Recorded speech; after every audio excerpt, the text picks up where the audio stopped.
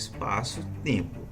Achamos que podemos voltar no espaço, como da minha casa para o trabalho e do trabalho para minha casa, e almejamos voltar no tempo. Mas isso é uma mera ilusão da mente humana.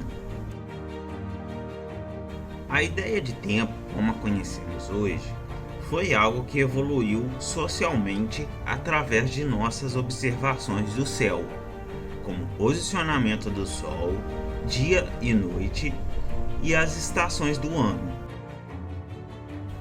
Com isso, desenvolvemos mecanismos para nos orientarmos através disso, como relógios, calendários e agendas.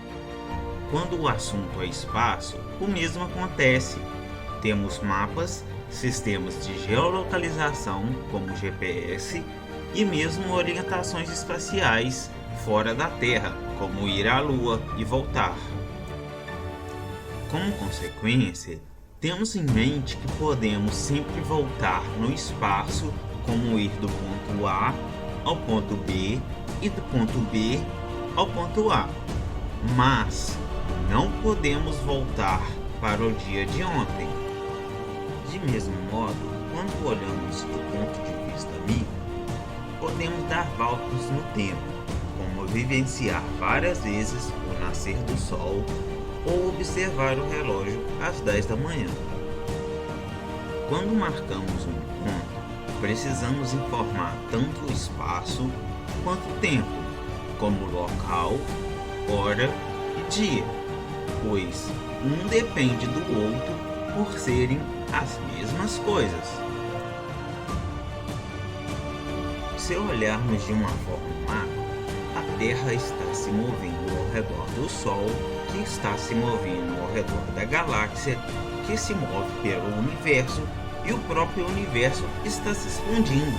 Sendo assim, nunca estamos no mesmo local e nem podemos voltar a um local. Por isso, a ideia de voltar fisicamente no tempo é meramente ficção, pois para fazer isso seria necessário retornar o universo todo, como a evolução biológica de cada ser, todas as reações físicas e químicas do universo, as galáxias e o próprio universo. E isso já implica a ideia de que há uma seta do tempo para frente, o que é meramente uma abstração mental. Em resumo, não existe espaço-tempo.